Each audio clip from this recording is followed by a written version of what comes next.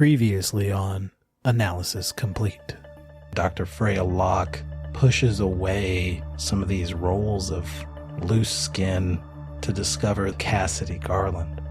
Do you think this is something trying to copy Cass? In his hand is the revolver resting in his palm, and he says to you, do what needs to be done. Cass, if you just came here as soon as possible, maybe just I had it one more day.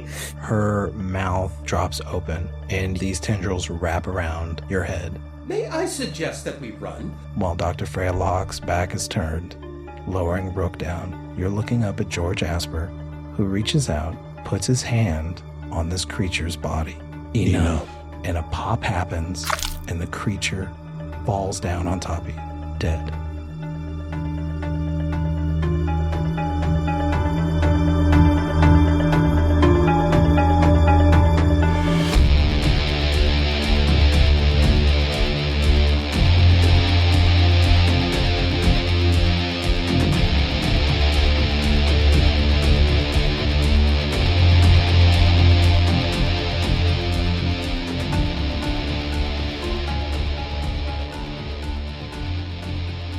During your rest, Rook discovered that some of his wounds sustained during the fight had healed completely. I totally forgot about that. I forgot about that too. So you're telling me, Jay, that Rook's at 2 wounds now? Is that what you're telling me? Instead of 1 wound? Where were you at before? I was at 1 wound, 15 HP. What's your max HP? 15? 18? 15 with a max of 3 wounds if need be. You have 7 HP above that first wound. So you have 1 wound plus 7. I thought he had 2 wounds. No, he lost one during the fight. Yeah. He did. I'm down to my He final lost wound, one with the max HP. alien. Oh, I'm sorry. I was counting the wrong direction. Okay. So just to be clear, I'm at 2 wounds, 7 HP. Yep. Is that what you want to... Just the total is whatever it is 20, I see. 22 hit points total, Thank right? you. Thanks, Gail. Staring at me, you could see the thought. I could hear her saying, let's watch him dig his way out of this simple mathematics equation. Yes, Jay, what is 7 plus 15? Yes, what is it? I know what it is. Just took you a minute, that's all. I've got a lot of plates I'm spinning. Yep. You got time for the simple 7, 15. So Rook's looking at his hand, noticing that the cuts are all the way healed. Is that what you're telling me? They're a little red, They're a little red? Okay. Is it kind of like when... but it looks like new flesh. Like I new see. flesh red. I see. I'm going to go ahead and just reach up to my face, work my way towards the neck where I got that major artery cut. I'm going to just do a quick little self-inspection there. Yeah, you pull your collar to the side and you start looking at your neck. And the wound on your neck, it's all still bandaged up and there's stitching. But you can see places where these deep gouges are. They have started to heal up. It looks way better than it did at the beginning of the day. Is everyone else asleep right now at this time? What time is it? Well, Castor doesn't sleep. Right. So he's about. And this is the middle of the night. Probably everybody parted ways to get some rest. So everybody's probably awake in their own space. Okay. Noticing this, I'm going to just... Rook's just going to raise their hand real quick and just kind of make a general announcement. Before we head off to bed, everybody, again, we should be waking up early in the AM. I'll take care of that. But I would like to divert my attention here to my hand. Dr. Locke, I've been in a few scrapes, but something... My hand. Just take a look at it. Oh, is it infected? And I walk up. No, it's quite the opposite, madame. It's... Do we have a light source? I can't remember. We have something. Glow sticks. Yeah, glow sticks. I pull his hand closer to glow sticks and pick one up and I'm looking over. I'm like, it shouldn't Yeah, it shouldn't. Which is why I mean, none of you got hurt in the past few days, right? Wait, You remember Melanie Devantes took a pretty terrible spill during that crash. Melanie, where did you get hit when we crashed? Was it just like all over your body, or was it like on your legs or something? I took a pretty bad hit on my hip. Okay, Yeah, it was let me really see. bruised. I took a look at it. Come here. She comes over to you and pulls down the waistband of her trousers, and just enough for you to see the very side of her hip. And there's just some mild discoloration of a bruise. It hasn't really been bothering me that much. Well, all I gotta say is that I'm feeling a lot more chipper than I was a few hours ago. So, I something actually here. lean in and I start looking at his neck too. Yeah. Like, You can do you see on the mind? outer, like on some of the bite marks, you can see on the outer edges of the stitching where the skin is starting to heal and the stitching is starting to look like it needs to be removed. Like, you know what I mean? It's not Yeah. there yet, but like eventually when it all patches up that way, it's already starting to look like it's unnecessary in certain areas. oh my gosh, this is healed so fast. I've never heard of a stim pack doing this. Have you taken anything else? No, but I heal easy. I'm a freak of nature. I You know. mean, this is a true freak of nature, Rook, if that's what you're telling me. Do you always heal this fast with shards of glass pulled out and immediately close No, up? but I'm not gonna question it. Something here in the planet's biology, science thing. It's healing us fast. Probably Castor here is feeling some effects of it, right, Castor? You I don't know, you're able to compute faster or something. You got more RAM in your system or something like that. This does not make logical sense, but we cannot deny the possibility that there's something about this place. Yeah. I'm gonna use my med scanner on him. On who, me? Yes. Why? It might detect something in the air, something like you said. Like, Sure, but we need to get our rest here, okay? okay, And- this doesn't and I'm take gonna- longer than a minute. Come on. Yeah, sure. Do it. Anything ping? You all are sitting in the thunderstorm, lightning crashing, thunder rumbling through, staring down at this little screen blinking green LEDs, scanning Rook, and it shows that he's doing very well. Is there data that you were looking for specifically? Any increase or decrease in bodily chemicals, but also parasites. You don't see anything for parasites, but you do see something similar to... You see that there is an accelerant in his cell regeneration. Cell regeneration. That was happening with Cass. Correct. What do you see, Doc? Can I go to bed now? Yeah, you can go to bed now. Yeah. Thanks. Have a good night. Me too. Are we headed to bed now? Does anyone else want to do anything? I do. You do? Okay, go for it. Dr. Freya Locke, everybody's starting to head off. They've had a very long and very stressful day. What would you like to do? I get out the few samples I have, which is a sample of biorepose from my tank, a sample of the blood from the Fido that we found on the ship, Yeah. and a sample of Cass's flesh that I took. Okay. And I take them to Castor. And I say, Castor, these are some samples I've taken. Can you keep them safe in case anything happens to me? Well, of course I can keep them as safe as possible. I can keep them inside of my body here. But why would you not be safe? Do you think any of us are safe right now? Why would you think me safer than you? Hardier.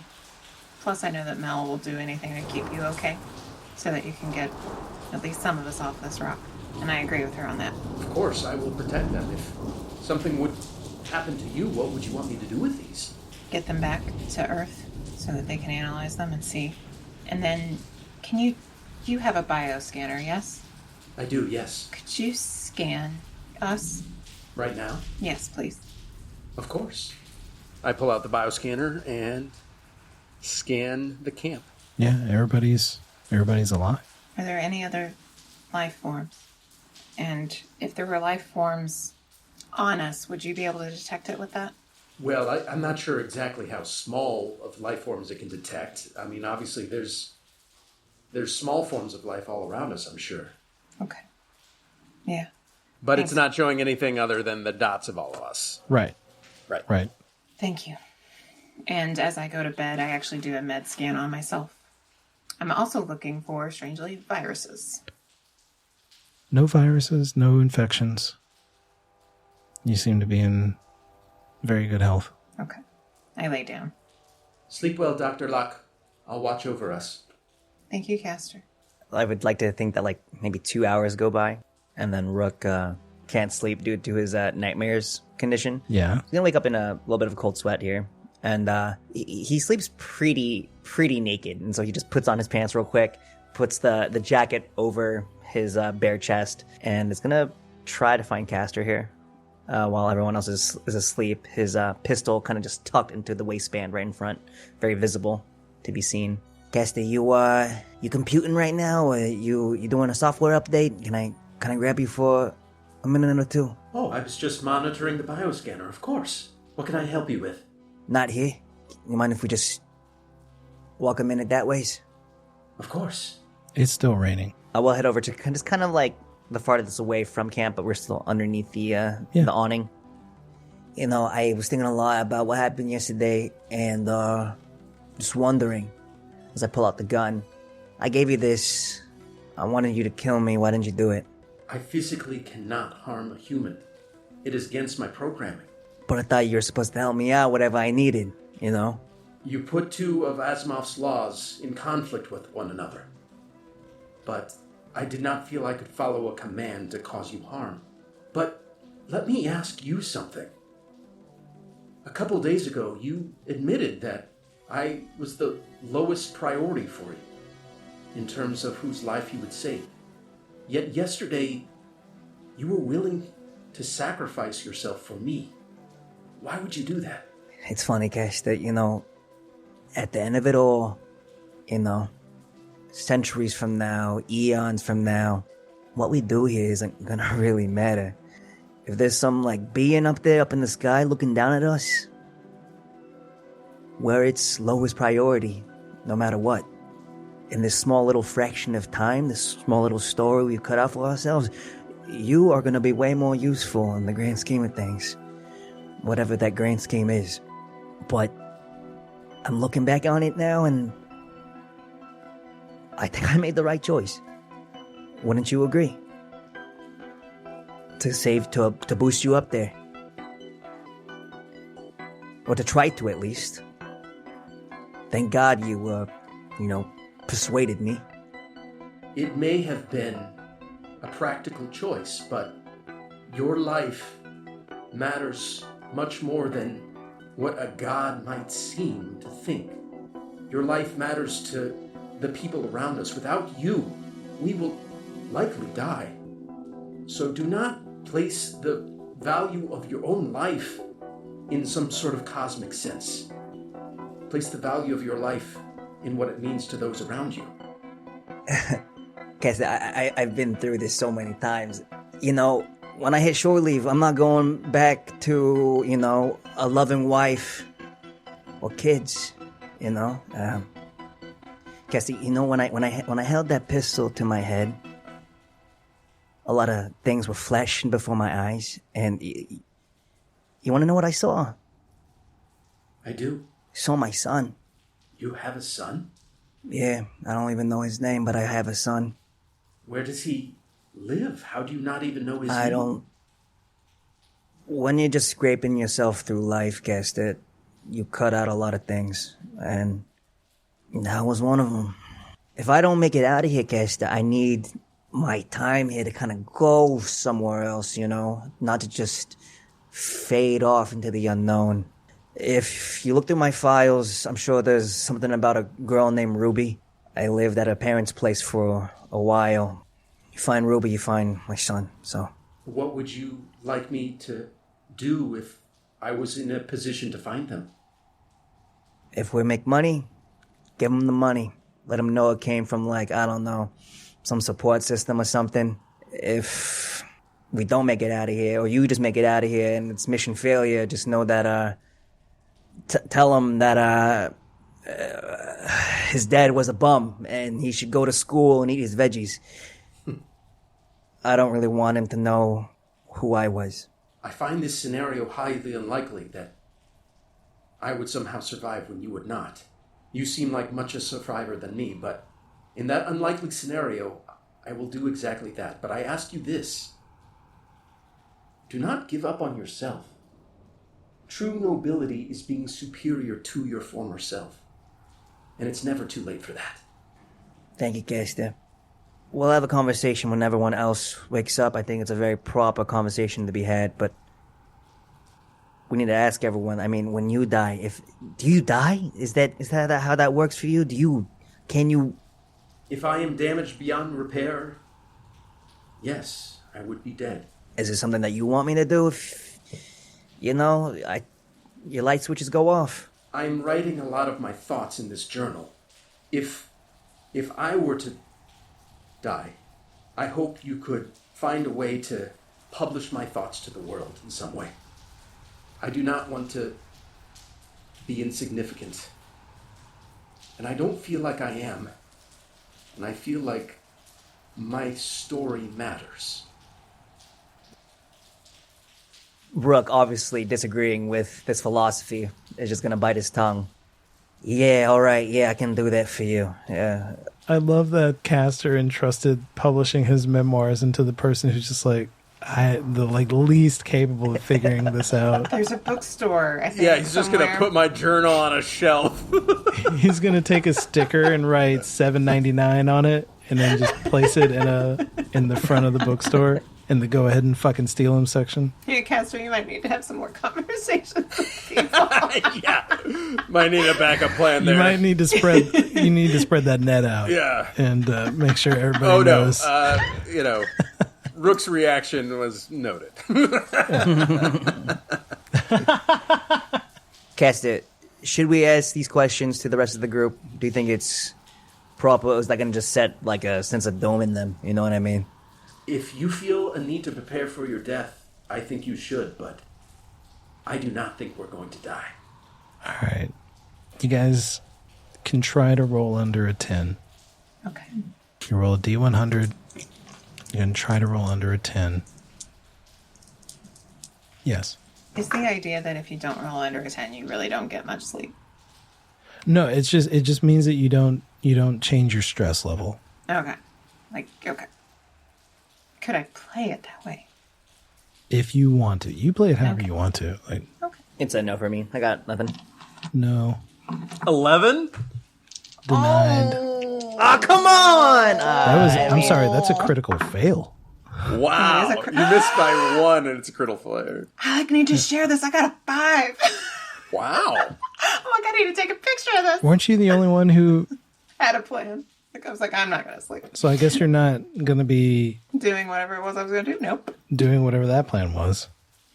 Apparently, so yeah, Freya lays down. She's like, I'm just going to get a few winks and then I'm going to wake up and check on this storm and actually see what the deal is. And she is just so beyond, like her brain just says, nope, you need to shut down, and shuts down. Well, it's not too great because you just lose 1 stress. Okay, but You do lose 1 stress. Before we get into it, what is everybody's stress so that everybody knows? 8. Dr. Freya Locke is an 8. 9. Castor is a 9. 10. Rook is a 10 still. 8, 9, 10. 7, 8, 9. Yeah. 4, 5, 6. What are we doing? Okay, I get it. Why was 6 afraid of 7? Because 7, 8, 9? No, I get it. Yeah, I was there. Can we as a group kind of assume that Rook kind of woke up at around 3 a.m. to kind of do this small little espionage mission? It's still dark out. The weather, it's no longer thundering, or there's a little bit of thunder in the distance. The clouds are still hanging low, and it's mostly misting right now. I also need to tell you guys, this is important. Your vac suits are worthless in regards to air filtration right now. They don't have any extra air tanks on them. You guys have use that up. So what they are good for is, of course, armor. They provide 3 points of armor, but they also make moving around difficult. So if your goal is to sneak up on somebody, you have to decide right now whether it's more important to have the armor of the vac suit, or if it's more important to be able to maneuver yourself. Just so that we have it specifics-wise, I think we only have 2 armored up vac suits right now, and I think that's going to be on Dr. Locke and on Melanie. Is that correct? Correct. That's correct. Okay. Dr. Locke is willing to donate hers. She's in a mood. Yeah, I'll just go ahead and start slowly waking the group up, making sure that everyone, is alert by the time we go down there and do the thing, but I'll start waking up the group. Okay. Everybody gets stirred up. You didn't sleep very well. Rise and shine, boys and girls.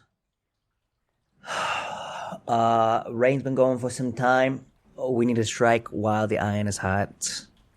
Can we do a little planning here before we do this thing? Or does anyone have any input? Or Should we split up? let's backtrack. What's the goal? If he hears one group, maybe he doesn't hear the other. And really, it's to talk first. Goal is to talk first and to Disarm if he won't. get the grenades off of him. That's what we're doing. Get the grenades I'm off of Sapp. concerned that he was showing erratic behavior before we landed, and I'm concerned that we left him. I mean, I don't remember why, but I don't see us just leaving somebody unless we were scared of them. The way to make people trustworthy is to trust them. I feel like we need to give Martin the benefit of the doubt, if possible. I agree. I just do want it to be in the back of our heads that not that we should hurt him or anything like that, but that he may not want us. We can talk to him without aggravating him, but knowing from personal experience and from my training, I really do think we need to talk while I have the revolver out, pointed, because the moment he reaches down for that grenade and starts to pull that trigger, I'm going straight for his dome. You understand? I cannot... Every second matters when it comes to grenades. So if sneaking around and subduing him while he's asleep is out of the picture, we gotta talk him down. And I personally don't think I'm the one for that. Dr. Locke, you got them linguistics. Dr. Esper, you know how to calm him down. Didn't you know him at all, though? No, we call each other our brothers, but he's not. I don't know jack shit. No, about they him. got hired for a job. Having a conversation with a gun pointed at him seems to be having a conversation at an extremely heightened level. Are you sure that's the right strategy? We have to do it on our terms. He has 2 grenades. Has anyone had positive conversation with Martin in the past? I talked to him quite frequently while he was asleep. I don't know if that's helpful. What did you talk to him about? Well, I might have invented a little bit of a soap opera drama that I imagined all of you playing out while you were under. So, a lot of it was just storytelling. Are there girls and boys like that kind of soap opera drama? Yes, I'm quite fond of soap operas. I might have created our own while you were asleep for a year. What the hell? The chemistry between Rook and Cass was always quite palpable. I nailed that one.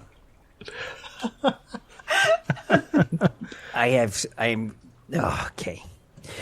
Well, boys and girls, let's just go ahead and start heading out then, shall we? All right. Rook, I don't need my vac suit if it helps. We should all leave it behind, actually. Okay. That hunk of suit, it's like nails on a chalkboard. Yeah. So, Okay. I hope you like getting wet in the mud, because that's what we're about to do right now. I don't mind. Mel, George, you all up for this? Or what? Melanie is like, I'm not up for any of it. No, actually. Listening to you all talk about speaking to him, he's been singing creepy shit, and apparently he has grenades. I didn't see it, but I'm just going to take Castor's word for it that that's what he had. I don't want to talk to him. You're not Don't worry. How about this? You and Esper, from what Cass has been telling me, it's a ridge. You're gonna just wait on the other side of that ridge. And me, Dr. Locke, and Castor will just do everything there. You'll just be sitting pretty up there. Okay. Watching the show. I believe George should come with us, too, as well, don't you think? George, do you want to come? And he looks at Castor. If you think it would be prudent, then yes, I can come. I certainly think we'd be safer with you there. We'll see about that. Mel, are you okay? No, but fuck me, whatever. Are you fine on your own? I can stay. How about this plan? Okay. I'm going to go ahead and start drawing a little diagram, like a football play in the sand. And I'm going to put a dot right there in the middle of the circle. All right, that right there, that's Martin Sapp. And I'm going to do three dots to the south of that circle. Okay, that's going to be Castor, Dr. Esper, Dr. Locke. I'm going to make a dot at the 12 o'clock thing. Yeah. Melanie, you're going to be right there. And I'm going to do a dot close to the center dot. That's me. If things go sour, I'm going to be hiding in the wings, ready to take them out. You understand? How does that seem? Okay. Dr. Castor, is there a lot of cover in there? Is there a lot of places to stay hidden for a bit while y'all converse? Inside the bowl? Right. Isn't there like buildings and like No, rocks? it's just one tower right at the center, Fuck and me. it's It's like a me- cell phone tower, yeah. it's like a satellite dish. And it's a perfect circle, or is it like like an oval? I believe it's going to be quite difficult to sneak up on him. Mm-hmm. There isn't much cover. It is early and it's night. And raining. He might be asleep. Let's just go. We'll play. We'll play it out. But Melanie, make your way across the ridge, and we'll take it from there. Mel, Yeah. I give her a stim pack, and I have another one on me, but just in case you need to help somebody. Okay. She takes it and she looks at you. Is this what you wanted? Yes. Okay. Look, if he doesn't have any information, we'll leave. She's already gone. And we start making our way towards the pit. All right. So you shaped it like a clock. You had Melanie at 12 o'clock. What was the other ones? I just imagined the three of them at 6 o'clock, and then myself kind of in from 9 o'clock Okay.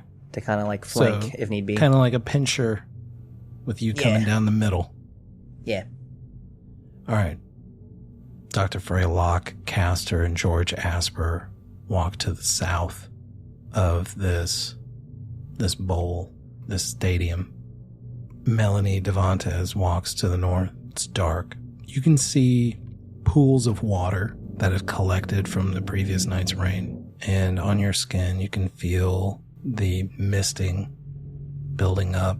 When you all get to the edge of the ridge, you can look down. You can see that there is a fire that is not burning as bright as it was earlier under this tower. The tower is about 50 feet high, and it has these arches where you can see all the way through it on both sides. It's maybe takes up the space square footage wise. Like it's maybe a 30 by 30 feet. For those of you with binoculars or vision that can see that far in the dark, and I believe the binoculars allow for some night vision. They'd be like those kind of tactical ones.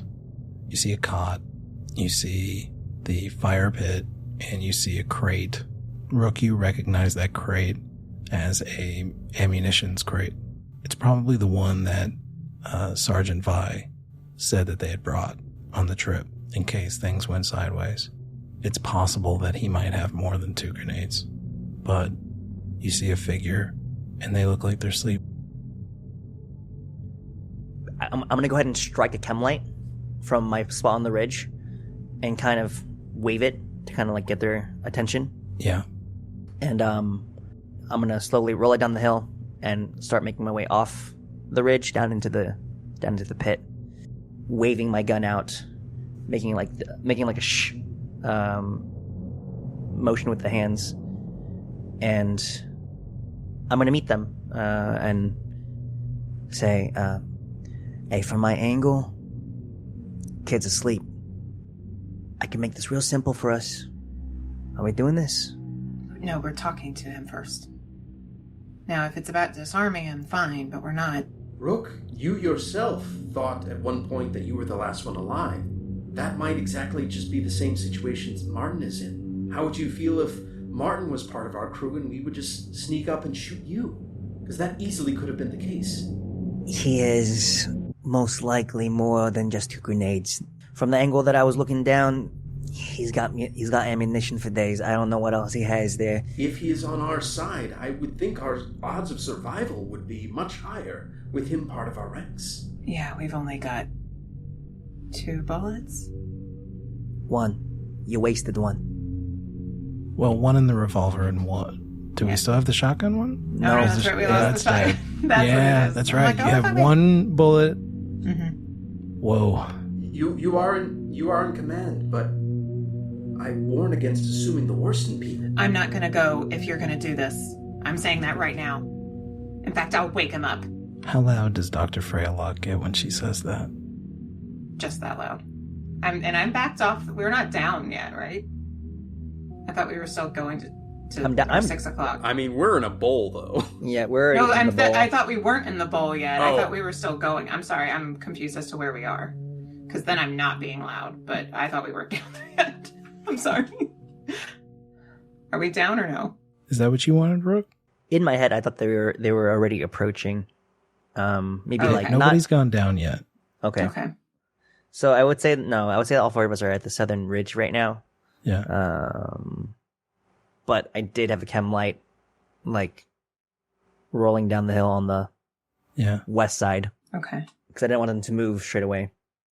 Look, there's no point for us. Then why the fuck did we come here at 3 a.m. in the morning then? If we're not gonna... To sneak up on him, yes. To see if we could get the stuff away from him, yes. But not to shoot him. Okay, maybe you just... some people are decent here, Dr. Locke, and we just don't shoot stuff as a way of solving things, yeah? Mm-hmm. I can wrestle him off, get the frag grenades off him, put him in a little chokehold, and then we'll talk. Yeah. That's all I'm asking. All right, I'll do it. But just know that I asked first. Okay. Now, I can't see fucking anything. Where are the frag grenades on him? Where, you said there's other stuff. Did you At the see boobs. it? I think they're at the boobs. I don't know. Okay. And then, is there other stuff like guns around him? I mean, do you need George and I and Castor to like move those away or anything? Or like a... There is a crate of ammunition, so there likely could be a lot more. How big do we know? Do we know what it would weigh or something? What would anybody, first of all? A little bigger than a Foot Locker. Okay. Like a chest. Like a trunk.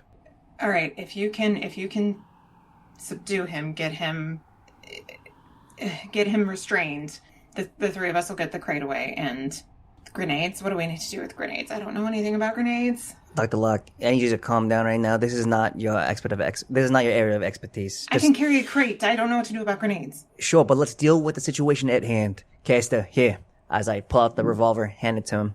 Code word is Texas. If I say Texas, you're gonna start sprinting towards the noise, and I need you to put Martin out of his misery, okay? He's not going to do it. Fuck am not programmed to be able to harm another human. George.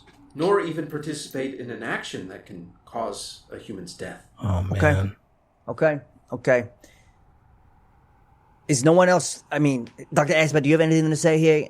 Because just let me know if my plan is, flawed and fucked up. Because if it is, we'll think of something else. Because this is the best that I got. So you're saying that you want to kill our friend Martin Sapp? I don't want to kill him. It's just I don't know what the fuck he's on or if he's lost his mind. And I might not be able to get the jump on him as Correct. I am thinking of in my head.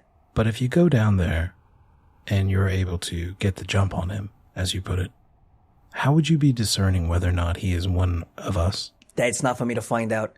I need to get the grenades off of him, get all threats away from him, and then we can talk. I take out the syringe gun. I could do this. She could subdue him with the same painkillers that she used on the dog. It would put him to sleep. That's Or he could horse wake up. tranquilizer, Dr. Locke. I don't know if that's... It's not horse tranquil. But it would keep him asleep. That's a not good what we point. want. We want to talk to him when he's lucid. But do you want to keep him asleep long enough to get rid of the grenades? We don't need that much time. It's 2 grenades. Clipped on. Easy access. Okay. And I put the syringe gun away. As long as we're talking. And be easy with him. I mean, I know you can handle yourself. I've seen you handle that Fido. Castor, one more thing here. Yes. When you were observing Martin Sapp, you said he was, like, singing some shit? Yes, he was. Was he, like, I don't know, as I point towards, like, that tower, was he, like, idolizing that thing? Like, that was the most important shit to him in his life? That's not what I believe. I think he was singing a hymn. He is a religious man. No, he told me he wasn't. I thought you said that he thought the gods would be disappointed. He said that, but he also said he didn't believe in God. He just felt that way. Curious. Very. Okay, fine. I had a plan where I was going to distract him with the whole tower thing. Just stay 50 feet behind me, and we'll just go from there. We all good? Yeah. Yes. Fuck, give me the gun back, Castor. Of course. Tuck it into the belt. And we're just going to walk down. Quietly. Yeah. Castor, I need you to we're going to call this a speed check. And it's not about going fast. It is about going slow and not making a lot of noise with your giant robot legs as you go down this bowl. Okay. Just a straight speed check, eh? Unless you have some kind of skill that allows you to, that you think would help. I have mathematics. That bowl, I'm really calculating those angles pretty well. Then you would know there's no good spot. Oh, fuck. All right. Geometry's not coming into play. Great. Right. I rolled a 5. That's Oh, second 5. shit. Yeah. All right. How do we do that? We roll Nice. It's double weird. singles I'm- in a session. I am Yeah. not messing around. It's just a 5. Yes. Blam, blam. Love it. Nice. All right. You all start moving gently down. The surface is made of some type of metallic alloy, and you can see these ridges all the way down, and they provide just a little bit of footing for you all to not end up sliding down this wet surface. It's covered in dirt that's now become mud. You make your way down towards this tower where Martin Sapp is presumably asleep. You are just outside of this tower, and on the ground, you can see that the tower is atop of a circular pattern. And within this circular pattern are geometric shapes. It's dark. The sun is just starting to peek over the horizon. So the atmosphere is that blue haze just before the dawn. Rook quietly start to move in towards a sleeping Martin Sapp. I need you to make a speed check, and I think you'd be able to apply your military training. Okay, it's going to be a 43 with that addition. Okay. 14. Your shadow, you go around the fire pit so that your shadow does not cast on the sleeping body of Martin Sapp. You pull up close, revolver in hand. You can see he's sleeping, still in the Kevlar vest, the grenade still attached to his chest. Somebody who doesn't give a shit about their life might want to do. What do you want to do? My question is, from where I am currently hidden in his space, can the rest of the group see me? It's open on all 4 sides. So yeah. Fuck. Oh, man. Okay, this is what I'm gonna do. I am going to... Is he sleeping on his side? Is he sleeping on his back? Is he sleeping on his stomach?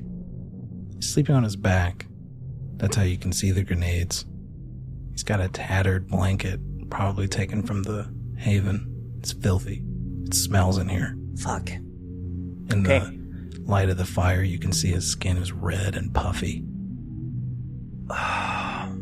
We are just gonna go for a full mount. Me jumping onto the cot, trying to straddle him with my legs, and going for control of his hands, if that makes sense, because I want to make sure that he's not able to reach for the vest. Dr. Freya, Castor, you all watch as Rook, who had moved silently, suddenly breaks into a sprint and leaps onto the cot in an effort to subdue Martin Sapp before this can get out of hand.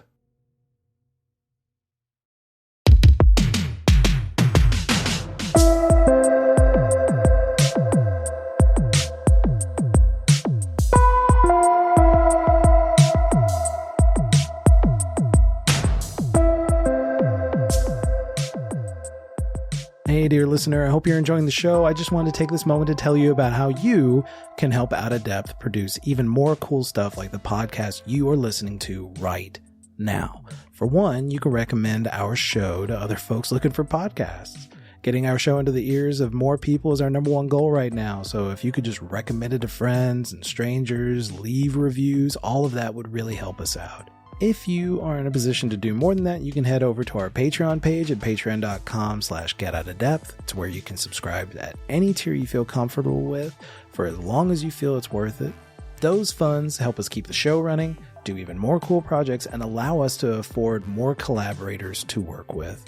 Their time and contributions to our shows are so valuable, and you can help support these efforts by becoming a patron at patreon.com/getoutofdepth. Patrons also have access to bonus material for the shows like character questionnaires, my game prep notes, and exclusive videos like a post-mortem Q&A with the Analysis Complete cast once this series finishes up. Gail and I have lots of fun plans for the future as we continue to grow our audience, and if you want to see them come to fruition, please head over to patreon.com/getoutofdepth and become a patron today. Thank you so much for listening. Holy shit. I really appreciate it. Now with that out of the way, let's get back to the show and see what mysteries and terrors our players might uncover next.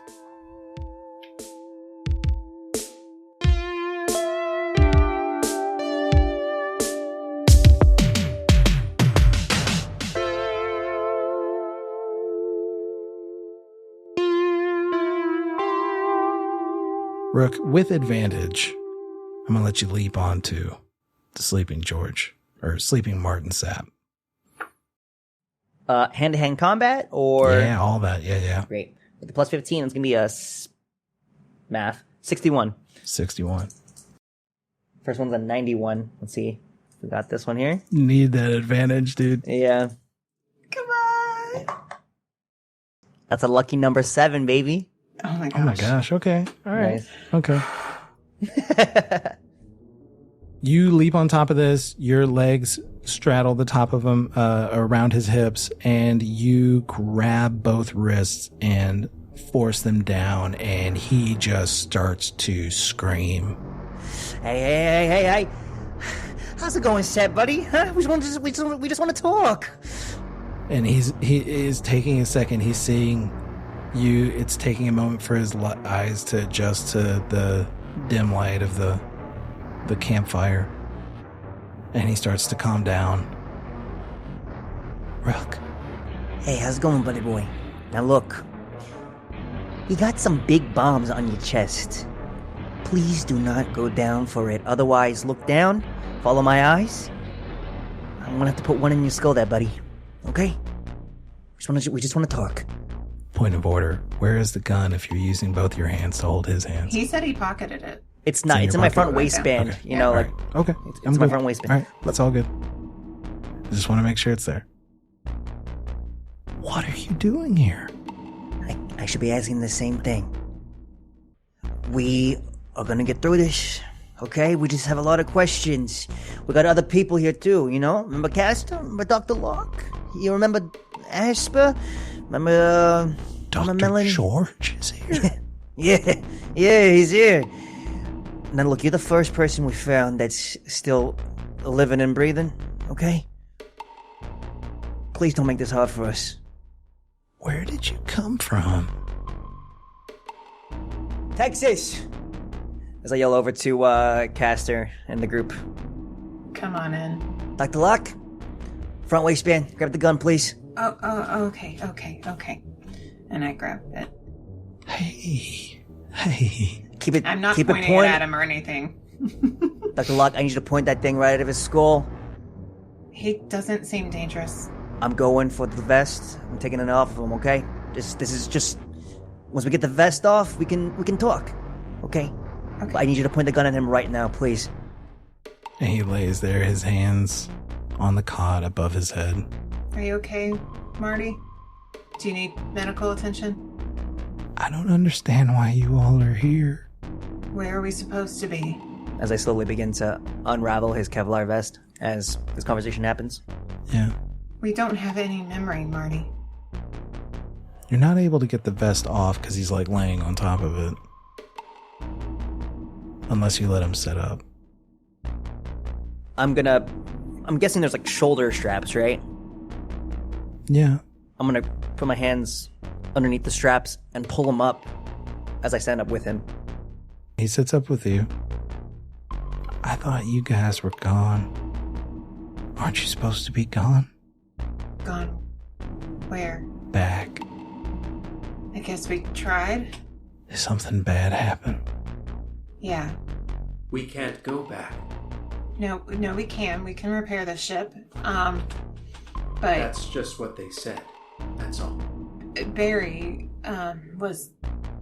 it apparently turned us around, and he was attacked by, You all saw Barry? Yes. What did he do? He was dead. He was dead. Good. What happened between you and Barry? Why would that be good? Barry's a heathen. Heathen? He's trying to ruin God's plan. You little sunbeams. Real quick, Rook, what are you doing? Because as Oh, soon man. as you're able to take the gun, I'm handing it to you. I'm so uncomfortable with this. I would say that after he says God's plan, Rook's gonna order Martin, you might just hands straight up, 12 o'clock, please. I gotta get this vest off you. And he holds his hands up high and he shakes his fingers like he is proselytizing to a congregation. And he says, I am more than happy to put my hands in the air for you and everyone here. Am I able to remove the vest? You take the vest off. And he says, I am honored to be here in your presence. Whose presence? Dr. Locke, the gun. Yes. Why, yours, you little sunbeam. And he reaches out and he says, do you think that I could touch you? And he reaches his hands out towards Dr. Freya Locke. And he looks around and he says, Dr. George and Rook, where's Melanie? She's near. But she's here. Yes. Blessed be, this is truly a miracle. But you all have got to get back on that ship. You're coming with us. No. I am here now. My place is at the altar of Diocles, where I preach the gospel, and it is making its way on wavelengths back to Earth. I am telling them to stay there on that planet and wallow in the anguish that they have caused themselves, for Earth's gates are closed to them. And you are the sunbeams that will give them hope. Do you not understand? You are the awakening for their miserable lives. What exactly do you think will happen if we are able to return? Maybe you can make the earth a better place. Maybe you could save it from itself. Your mission is one of great importance. And I will tell them of your coming, and it will be transmitted. Are you transmitting now? Are you able to contact Earth? I speak to all the planets. And how do you know that? How did you figure out that this could do that? And he yells as loud as he can, and you hear it echo throughout this entire parabola, this massive parabola echoing. And he says, I am amplified. And when they look towards the stars, they will hear my voice. And the message I bring is one of warning. But with one hand holds the shield, the other the sword. Make your way back to the ship. Castor, watch over them. You've done such a great job so far. We're so proud of you. Was Castor awake when you saw him before? No, Who's proud of me? we all are. Who is we? I'm afraid I can't answer that, friend. I'm afraid it's not for me to unlock the mysteries of the heavens, only to point the way towards salvation, and it is aboard the Ballissa. Do you know what happened to Captain Wakefield or Levi? Sergeant Vi, Captain Wakefield, they didn't make it, friends. They were rejected. Rejected. As they're having this conversation, Rook's going to slowly, with the gun still out, make his way towards the inside of his space where the ammo crate is, and just kind of do a quick little search around while diverting his attention between the two. Just kind of inspect what's going on with, like, the crate. What's going on? Any more clues as to... Next to the crate, you can see a rifle. Shit. Do you open the crate?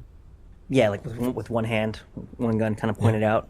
Pop open the lid of the crate, and you can see a few boxes of ammo for the revolver, some shotgun shells.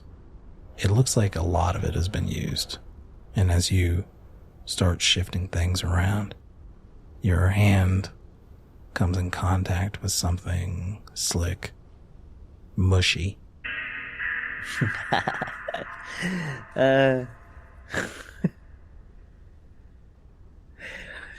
Just say it. You feel the rotting head of Sergeant Vi. You can see the shock of, like, white, bleached white hair that they had when they were alive.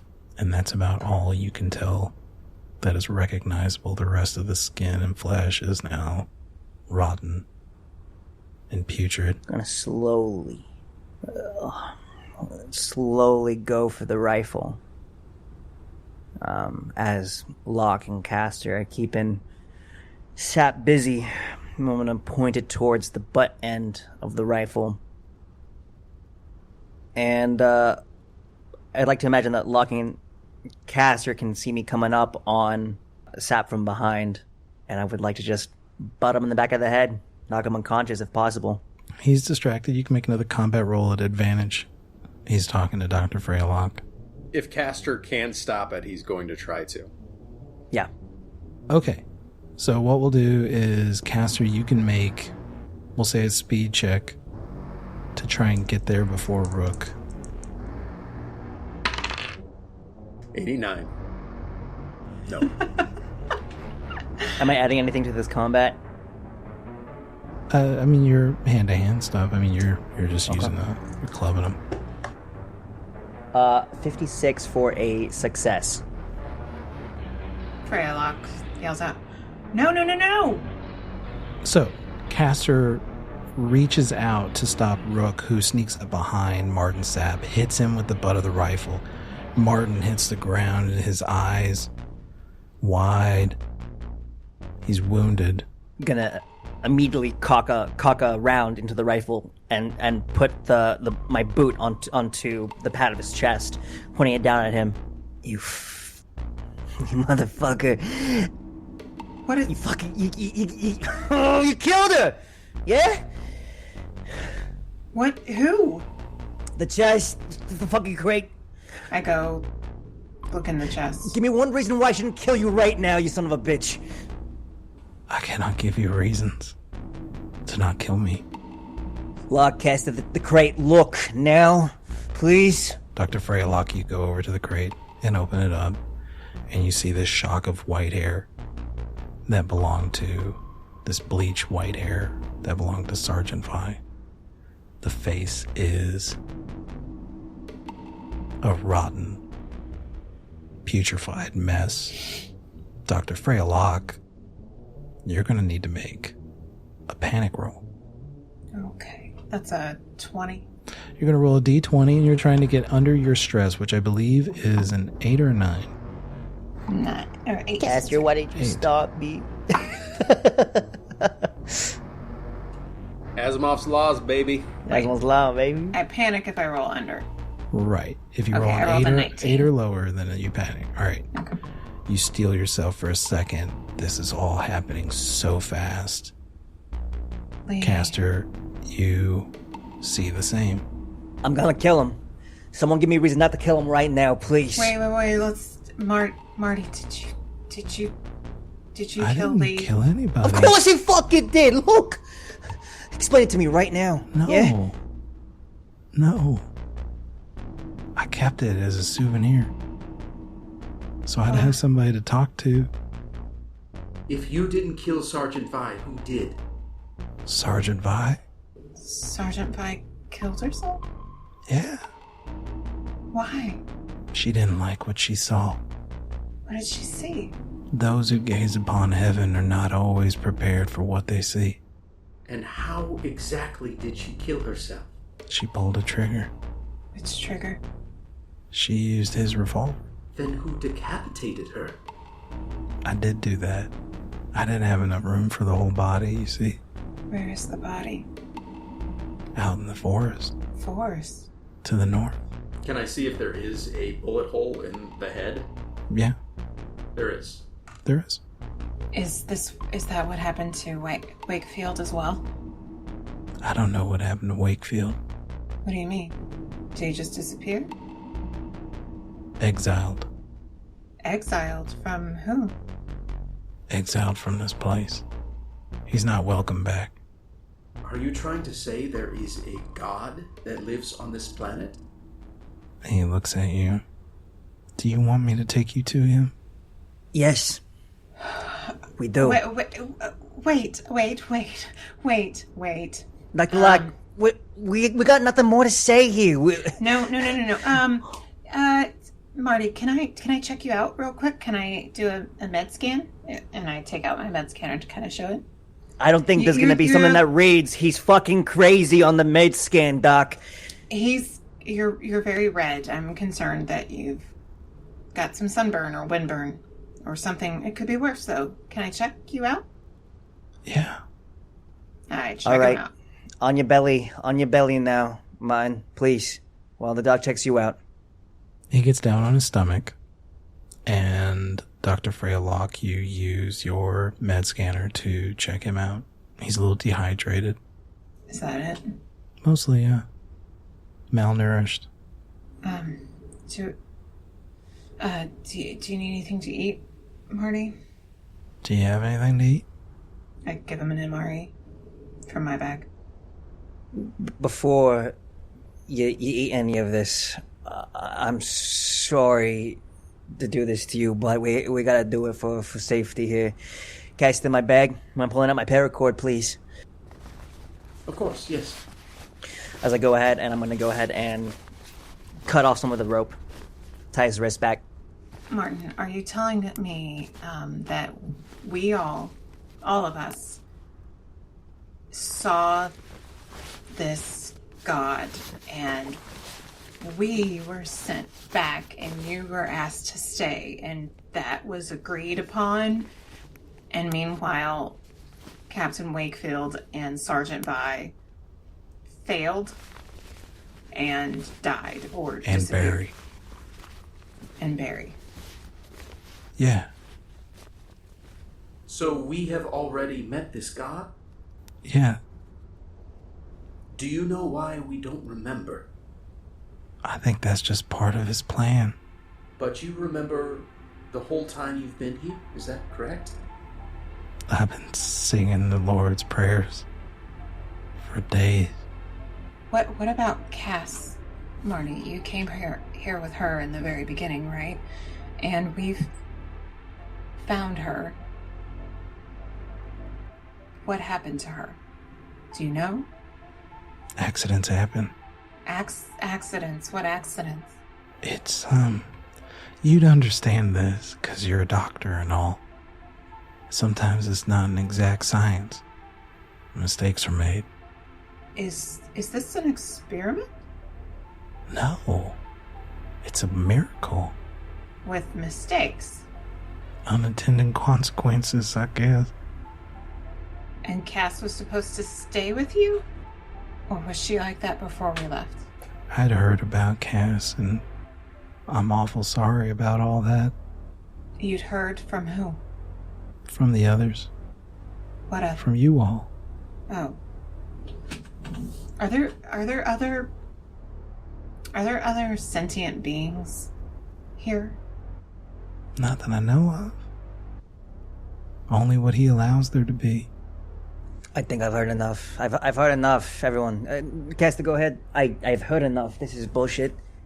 When you say there is God on this planet, do you believe that this is the God that created everything? I do.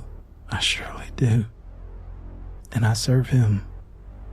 And where do you believe God to be right now? You're a smart android. You all need to come out here. You've seen the map. We've seen the map, yes. I have it memorized. To the north. The structure the drone saw? Yeah.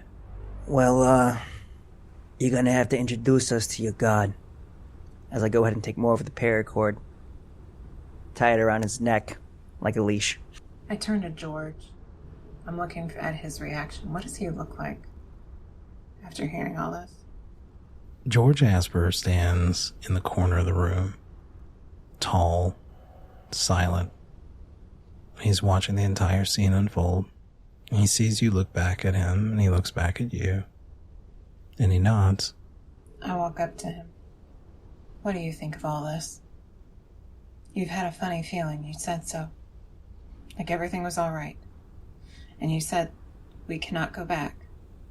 So you say. How do you feel now? I'm concerned about our friend here. He seems to be delusional. Do you not think so? I do, but I think we would have taken him with us. Even if he was delusional.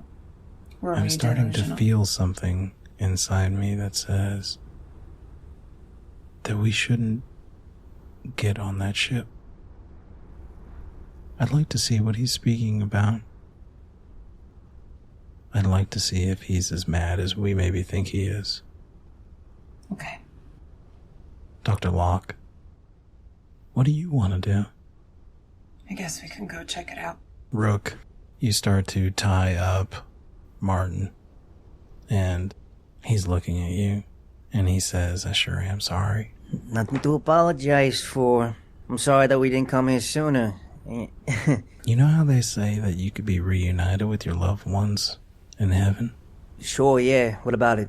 I'm so happy for you. I'm sorry that you've been so stressed, and I'm sorry you all saw Cass the way you did, but you all are very special people. Compliment taken. Thank you. If God really wanted us to leave, why weren't we able to? You tell me. I don't know why you didn't leave. You said it had something to do with that goddamned Barry. Yes, but if it was really God's will, wouldn't we have been able to leave? You're trying to play logic games with divine beings. I'm trying to use logic, not play games with it. I hear you, Castor. And I think that it just comes with having a soul. And you ain't got one, friend. And maybe if you did, you'd know exactly what it was that was happening here. You'd be able to understand it. Well, I believe the only one that has your understanding is you. All's going to be explained. All's going to be explained to all of you. And then you'll make your way back to Earth. Little sunbeams. I'm gonna go get Melanie. And I leave to go get Mel. Dr. Freya Locke, you start making your way up this parabola, this massive parabola. The sun is starting to rise. I start crying. I try to keep it quiet because I know sound travels. When you get to the top of the parabola, you start looking around the ridge, and you're having trouble finding Melanie Devantes. Mel? You walk Melanie. around and you see on the ground the crowbar. Looking at the ground, because it was rainy and stuff, do I see scuffles, like footprints in the mud or anything? Yeah, you do. You see tracks. Do you follow them? Yeah, You follow these tracks. I have the crowbar. You pick up the crowbar. I pick up the crowbar. I can't remember if I said that. I thought I did, but I'm like, I don't remember.